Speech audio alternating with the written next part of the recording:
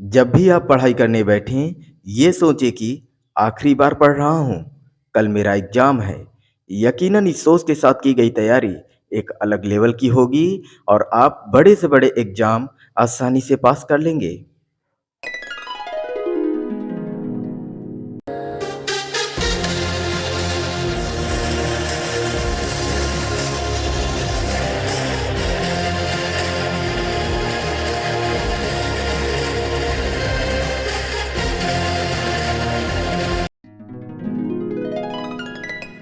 प्रश्न संख्या 1 है, सिरके का मुख्य अंग, मुख्य घटक क्या है? तो सिरका में मुख्य रूप से क्या पाया जाता है? एसिटिक अम्ल। तो इसका उत्तर क्या हो जाएगा?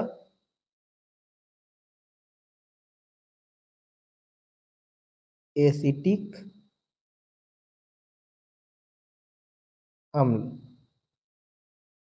ठीक है। प्रश्न संख्या 2 है, तेजाब को किस पदार्थ के बर्तनों में रखना सुरक्षित है?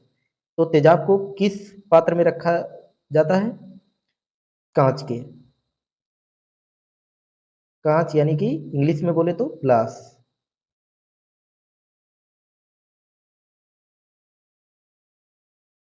क्योंकि अगर तेजाब को किसी धातु में रखेंगे तो उससे क्रिया करने लगेगा। ठीक है। लिटमस किससे प्राप्त किया जाता है? लिटमस लाइकेन से प्राप्त किया जाता है। लाइकेन। प्रश्न संख्या 4 है, इच्छु शर्करा क्या है? इच्छु शर्करा किसे बोलते हैं? एसिटिक अम्ल को ही। ठीक है। एसिटिक एसिटिक अम्ल या सिरके को।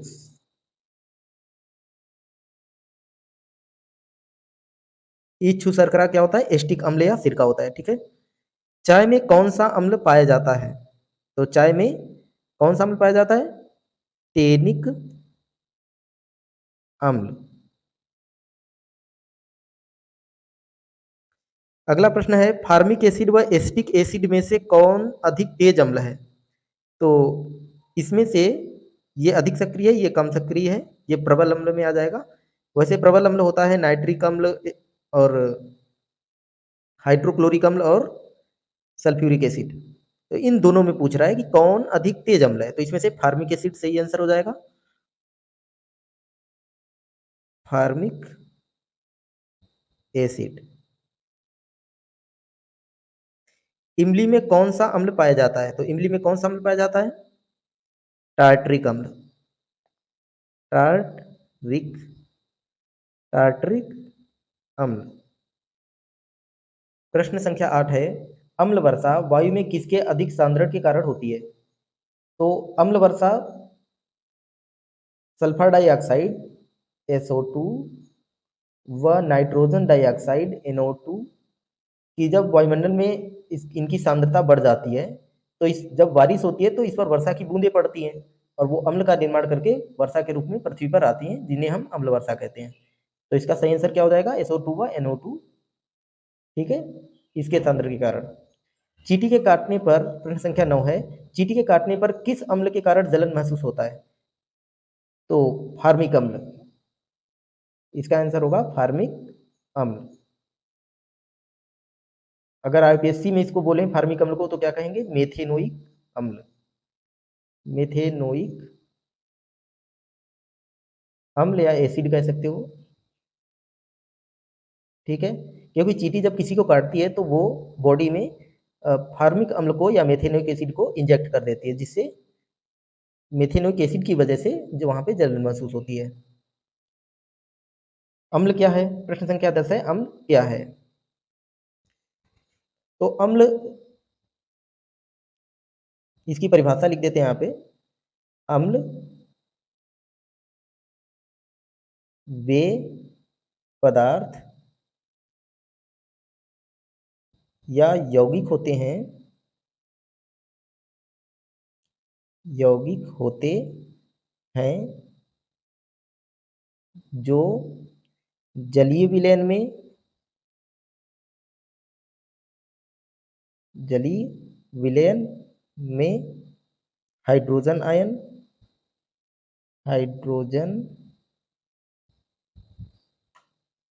आयन H+ अथवा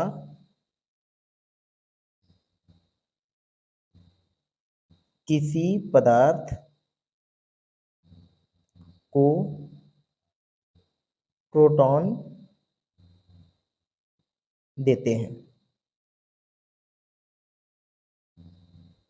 ठीक है। अम्ल वे पदार्थ या यौगिक होते हैं जो जलीय विलयन में हाइड्रोजन आयन H+ अथवा किसी पदार्थ को प्रोटॉन देते हैं। प्रश्न संख्या 11 है, अम्ल एवं भस्म क्षार के परीक्षण के लिए किसका उपयोग किया जाता है? तो अम्ल और क्षार के परीक्षण के लिए किसका उपयोग किया जाता है? लिटमस पेपर का। तो इसका उत्तर हो जाएगा लिटमस पेपर को हम लोग पत्र भी लिख सकते हैं। ठीक है। जल में घुलनशील भस्म को क्या कहते हैं? जल में घुलनशील भस्म को क्षार कहते हैं।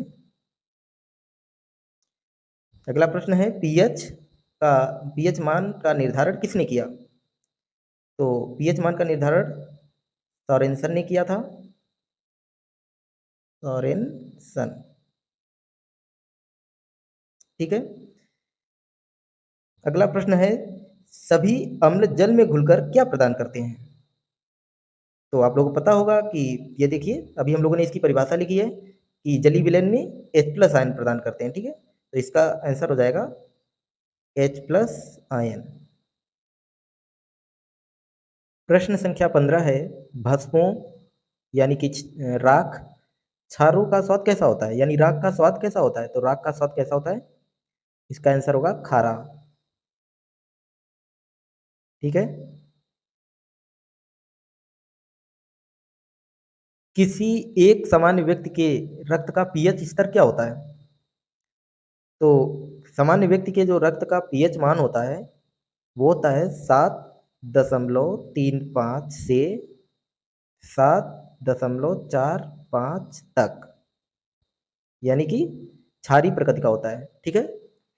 जो 7 से कम पीएच मान जिसका 7 से कम होता है वो होता है अम्लीय, और 7 से अधिक क्षारीय। स्वर्णकारों का स्वर्णकारों द्वारा प्रयोग में आने वाला एक्वारेजिया किसको मिलाकर बनाया जाता है?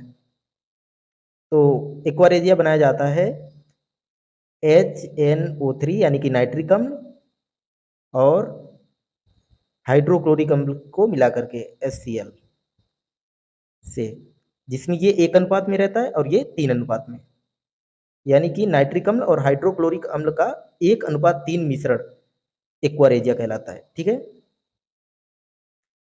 अगला प्रश्न है, रसायन उद्योग में कौन सा तेजाब मूल रासायनिक माना जाता है? तो ये तो भाई फेमस है। रसायन उद्योग में जो तेजाब होता है सल्फ्यूरिक अम्ल को हम लोग का राजा माना जाता है। तो इसका उत्तर हो जाएगा सल्फ्यूरिक अम्ल। इसका सूत्र क्या होगा? H2SO4। अगला प्रश्न है, जल का फार्मूला क्या होता है? H2O में कार्बन डाइऑक्साइड CO2 को प्रवाहित करने पर बना सोडा वाटर किस प्रकृति का होता है? तो सोडा वाटर बनेगा, वो होता है अम्लीय प्रकृति का।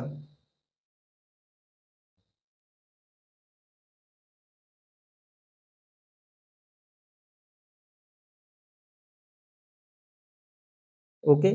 अब इन दोनों को मिलाने पर क्या बनेगा? H2CO3, जिसे कार्बोनिक अम्ल कहते हैं, वो अम्लीय प्रकृति का है। ठीक है। दूध का पीएच मान क्या होता है? दूध का पीएच मान होता है 6.6। ठीक। H2CO3, ये देखिए सोडा वाटर का ये फार्मूला है। H2CO3 कैसा लवण है?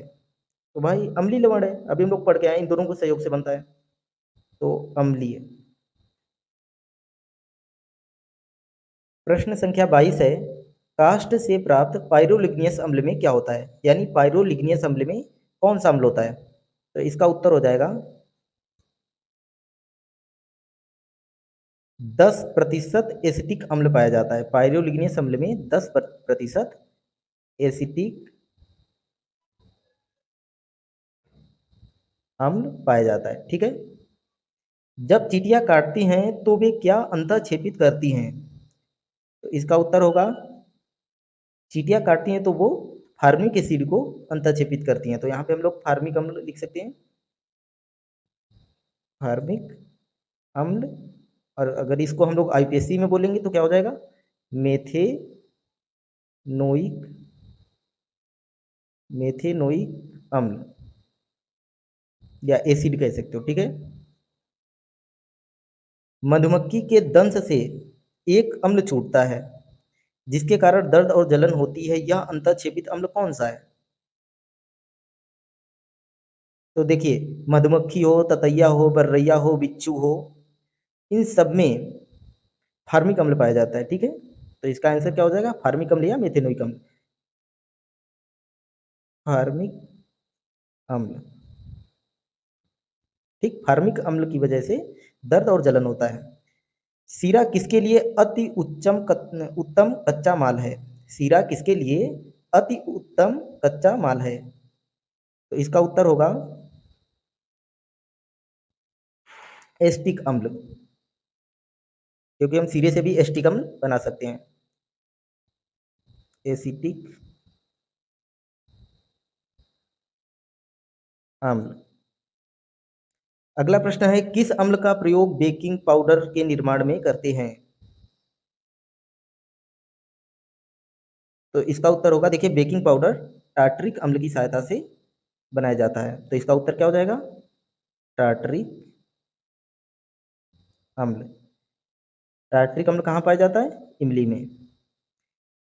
अगला प्रश्न है, टमाटर सॉस में पाया जाता है, सॉस माने चटनी, ठीक है। टमाटर सॉस में पाया जाता है, तो टमाटर में ऑक्जेलिक एसिड पाया जाता है,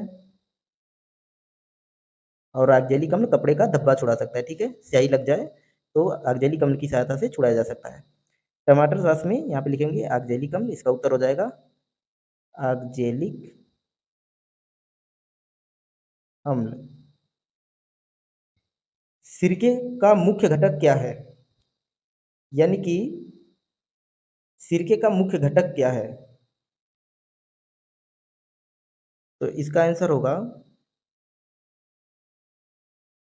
यानी सिरका किससे बना हुआ है? तो देखिए, सिरका जो होता है ना, जल में एसिटिक अम्ल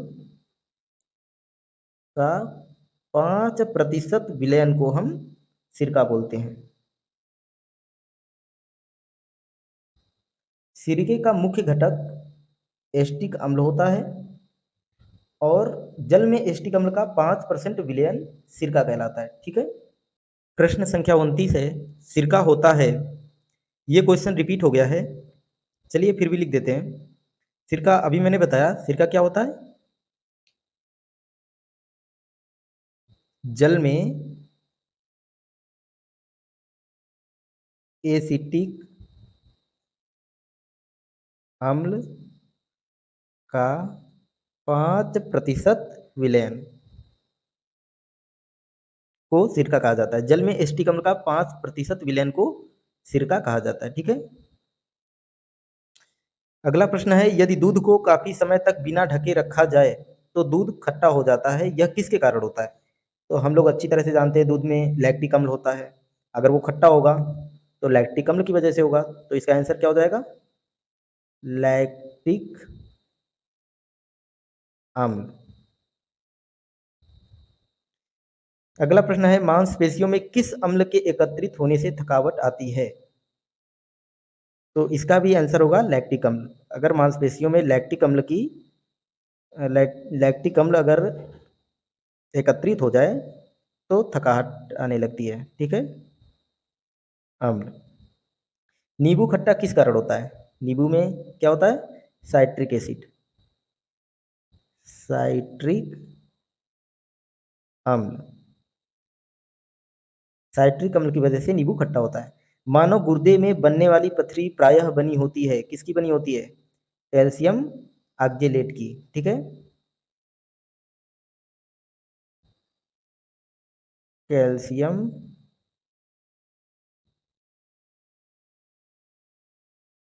ऑक्जेलेट की। डॉक्टरों की राय है कि गुर्दे एवं गॉल ब्लैडर की पथरी से पीड़ित व्यक्तियों को अधिक मात्रा में टमाटर, अंडे, दूध और गोभी आदि नहीं लेनी चाहिए ताकि क्रिस्टल न बन सके। तो पथरी किससे बनता है, किसका क्रिस्टल बन जाता है तो पथरी हो जाता है, कैल्शियम ऑक्जेलेट के। तो इसका भी आंसर क्या हो जाएगा, कैल्शियम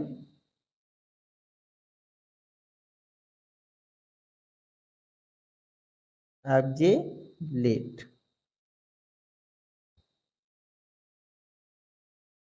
है ना, इसकी पथरी ना बन सके।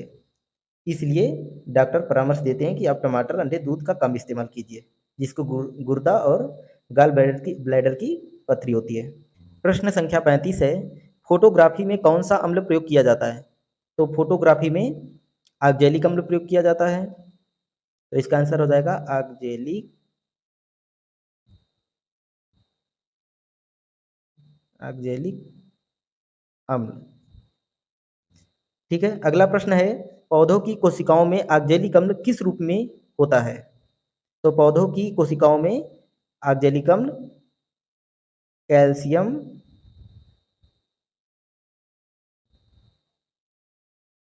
कैल्शियम ऑक्जेलेट ऑक्जे सॉरी यहाँ पे लेट कैल्शियम ऑक्जेलेट के रूप में पाया जाता है। फलों के रस को सुरक्षित रखने के लिए किसका प्रयोग किया जाता है? बेंजोइक अम्ल का। इसका आंसर क्या होगा, बेंजोइक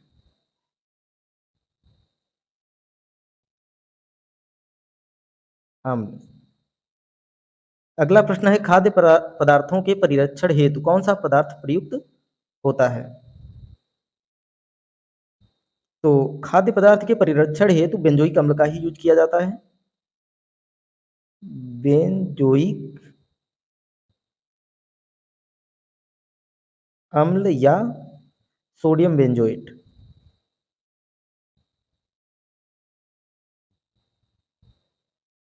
बेंजोएट, ठीक है। कांच पर लिखने के लिए किस अम्ल का प्रयोग किया जाता है? तो कांच पर लिखने के लिए हाइड्रोफ्लोरिक अम्ल का यूज किया जाता है।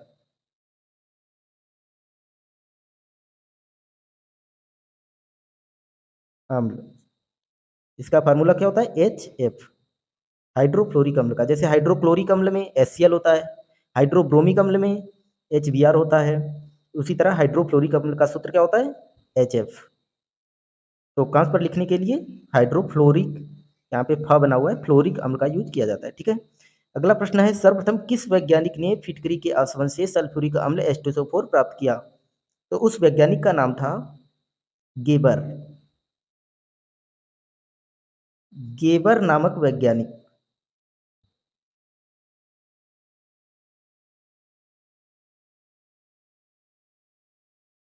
ठीक है, गेबर नामक वैज्ञानिक ने फिटकरी के आसवन से सर्वप्रथम सल्फ्यूरिक अम्ल को प्राप्त किया था। अम्ल वर्षा के मुख्य घटक क्या हैं? तो अम्ल वर्षा के मुख्य घटक कौन कौन से होते हैं? देखिए, वायुमंडल में कार्बन डाइऑक्साइड, नाइट्रोजन के ऑक्साइड और सल्फर के ऑक्साइड होते हैं। उन पर जब वर्षा की बूंदें पड़ती हैं तो क्रिया करके अम्ल बना लेते हैं, और वही वर्षा के रूप में पृथ्वी पर गिरते हैं, उसे ही अम्ल वर्षा कहते हैं। तो जब कार्बन डाइऑक्साइड जल से क्रिया करेगा तो क्या बनाएगा, H2 कार्बोनिक एसिड H2CO3, और जब नाइट्रोजन का ऑक्साइड जल से क्रिया करेगा तो क्या बनाएगा, HNO3, यानी कार्बोनिक अम्ल, नाइट्रिक अम्ल, और सल्फर डाइऑक्साइड जल से क्रिया करके सल्फ्यूरिक अम्ल बनाएगा H2SO4। ये अम्ल वर्षा के मुख्य घटक होते हैं, कार्बोनिक अम्ल, नाइट्रिक अम्ल और सल्फ्यूरिक अम्ल। प्रश्न संख्या 42 है, सल्फ्यूरिक अम्ल कैसी वायु में धुआं देता है? तो सल्फ्यूरिक अम्ल नम वायु में धुआं देता है, ठीक है। अगला प्रश्न है, कपड़े की स्याही के धब्बे को हटाने के लिए किस अम्ल का प्रयोग किया जाता है? तो इसका आंसर होगा ऑक्जेलिक अम्ल का, ठीक है। अगला प्रश्न, सोरे का अम्ल किसे कहते हैं? सोरे का अम्ल किसे कहते हैं? नाइट्रिक अम्ल को कहते हैं HNO3। तो इसका उत्तर होगा नाइट्रिक एसिड, HNO3 को नाइट्रिक अम्ल का ये फार्मूला होता है। नमक का तेजाब किसे कहते हैं? तो नमक का तेजाब कहते हैं हाइड्रोक्लोरिक अम्ल को, HCl। इसका फार्मूला क्या होता है, हाइड्रोक्लोरिक अम्ल का HCl, इसको नमक का तेजाब कहा जाता है।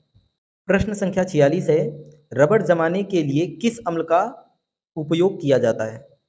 तो रबड़ जमाने के लिए फार्मिक अम्ल का उपयोग किया जाता है, फार्मिक अम्ल। ठीक है। अगला प्रश्न है, अम्लराज या एक्वारेजिया किसे कहते हैं? तो अभी मैंने आगे बताया इसे। अम्लराज कहते हैं नाइट्रिक अम्ल, नाइट्रिक अम्ल HNO3 इसका सूत्र होता है, और हाइड्रोक्लोरिक अम्ल, हाइड्रोक्लोरिक